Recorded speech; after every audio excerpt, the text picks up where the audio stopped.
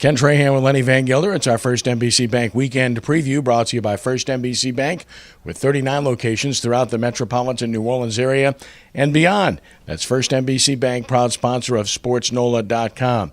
The Drew Brees deal is finally done. The distraction is over. It's a good deal for both sides. It's a win for the Saints. And it's a win for Drew Brees, I think, Lenny. I know he wanted more. He wanted a longer deal. But ultimately, this was a compromise, and he did what was best for the team. In looking ahead for his own future, if he performs well, he knows he'll get another contract down the road. He's got one more chance probably in all of this, whether it just money that converts to guaranteed somewhere down the line or whatever it is. I'm a little surprised. I thought we might see guaranteed money into 2018 by the time this was all done. But everything that's guaranteed is this year and next. It's effectively gives Brees the ability to opt out after the 2017 season. And look, this is his age 37 and 38 season. He'll be going into his age 39 season in 2018. We'll know a lot more about two things at that point. One, how effective he continues to be as an elite quarterback in this league. And two, the parts that are around him and just how effective they are. You know, would he want to continue to be in New Orleans at that point? Certainly he said all the right things at his news conference yesterday about he wants to retire here and all of those kind of things. But let's see where this franchise is from all aspects when we get to the end of the 2017 season and how this, goes on. But for now, as you said, it's a good situation for both sides. Yeah, it's a win-win, no question about it, and good for the Saints as they prepare for their opener with the Oakland Raiders on Sunday. We get our first injury report yesterday, and, again, it hits you right in the face. Donnell Ellerbe does not practice. And, again, this is a guy, when he's on the field, he makes a difference. He's an athletic player, but this is who he is, and it's who he's been for the last 3 years. Are we going to see him Sunday? How effective will he be? How many times is he going to dress? I mean, again, the questions, and we'll get into LSU in a moment, much like last year, kind of remain the same this year. This is an indicator where the Saints are concerned. That's a good lead into LSU. Well, of course. The questions are the same. When you're talking about some of the players who are chronically injured, like we're starting to celebrate the 50th year in the history of the franchise. The old the old Brad Mustard jokes about how he would sit there on the stationary bike. He could win the stationary bike race in the Olympics, that kind of thing.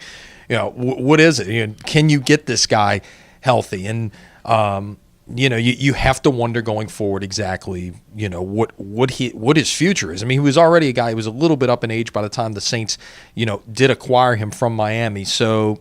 And gave up a good young receiver. They did. And let's see how it all plays out. All right, so LSU gets back into action against a team they should overmatch in Jacksonville State. If they do not, then you really have a story, because already the yellow light has come on where Les Miles is concerned, as in LSU yellow or somebody else's yellow, because if he doesn't straighten it out soon, it's going to be his last year in Baton Rouge. And that's safe to say based upon what happened last year and based upon how they started the season and based upon how he answers questions. Because, again, the take after his news conference on Tuesday was that he doesn't get it, because you're listening to what he's saying about Brandon Harris and about his offense and the things that they can do and how good they are and everything else, and you just don't see it and you don't really know. It's one thing for a coach to try to talk his team up. It's another thing to speak about reality. And he doesn't bridge the two very well. No, and look, he is what he is. He's I think the best word you can use to characterize Les Miles is stubborn. He's going to do what he's going to do philosophically, and nothing is really, short of a multi-talented quarterback who can do all of the things you would see in, say, an NFL-type quarterback. You're not going to get that out of a Les Miles offense, regardless of who is calling the plays. And, the big change this week, Cam Cameron's going from the field back to the booth. Wasn't getting the information. Now, here's the one thing that a lot wasn't made out of that I thought was interesting at his news conference on Tuesday, is that he said that their headsets went out at least twice in the second half. That was the reason for 2 timeouts. If they've got all 3 timeouts at the end, when Fournette limps off, maybe he uses one at that point. You maybe can get him back in the game. You've got a chance to kind of settle some things right there, and that wasn't available. You wanted to hang on to the 1 timeout in the event you needed to get a field goal team on the field late, and that's all he had at that point. So I don't want to say give him a pass because of that. Look, I think what we've seen now, and this isn't just LSU football. I think this is everywhere in this era of social media and things like that, is we have a tendency to overreact to things. Yes, LSU did not play well. The fact is they were one play away from getting into field goal range, kicking a field goal and beating Wisconsin. While it wouldn't have been great, everything would be okay in this world. And they dropped 16 places in both polls this week for a 2-point loss that was effectively a road game to, oh, by the way, a pretty good team that you put number 10 in the polls this week.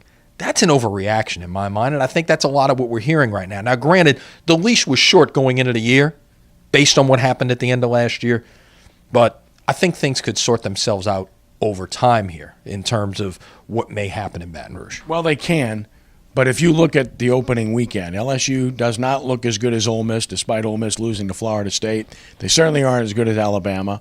Auburn played Clemson, a very close toss-up type of game. This is only in their division, and LSU doesn't match up well with Arkansas, and we're not even talking about Florida on the road. Right. So, and A&M, a vastly improved team in their own division. So the people that are the negative people, the people that are thinking in those terms, are looking at that, and understandably so, and saying this could be a train wreck.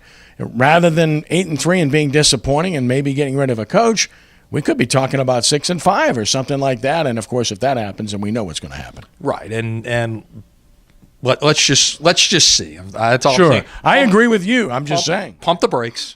Let's see how this all plays out. I mean, you've got 2 in a row at home here, like you say. One you should win. You're talking about disappointing teams in the SEC.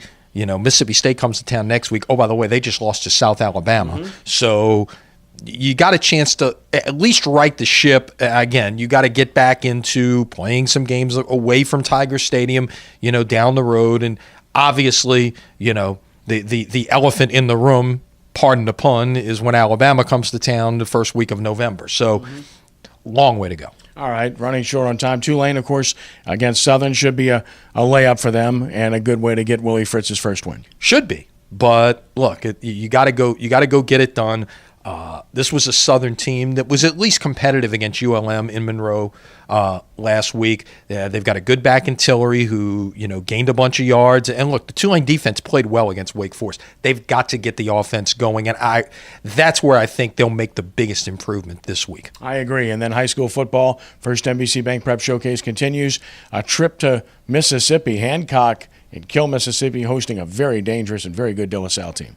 Well, what's interesting here is De La Salle went to Gulfport last week, plays in the same league as Hancock in Class 6A, and easily handled I would say easily, but definitively handled Gulfport in week 1. And now they play Hancock. And look, De La Salle on paper should be the favorite, but this is a much improved Hancock team over a year ago that's 3-0 right now. Yeah, watch it Friday night live at 7 p.m. on SportsNOLA.com, Saturday at noon on WHNO TV 20, the original Friday night, 6 p.m. to midnight on WGSO 990 AM and our original network of stations around the country. And, of course, our scoreboard at SportsNOLA.com all night Friday night where you get every score tied into the radio show. It's good stuff. We hope you're there. Check out our website for previews of the top games this week, including one that we talked about with De La Salle, among others. So I guess that covers it. I guess that does. It's time now. I mean, now we segued in with the preps and the jamborees and in college football opening weekend. Now the NFL getting started. It is fully here now. Let's play ball. That's our First NBC Bank weekend review, brought to you by First NBC Bank with 39 locations throughout Southeast Louisiana and into the Florida Panhandle. That's First NBC Bank, proud sponsor of SportsNOLA.com. He's Lenny. I'm Kenny. Have a great weekend, and God bless.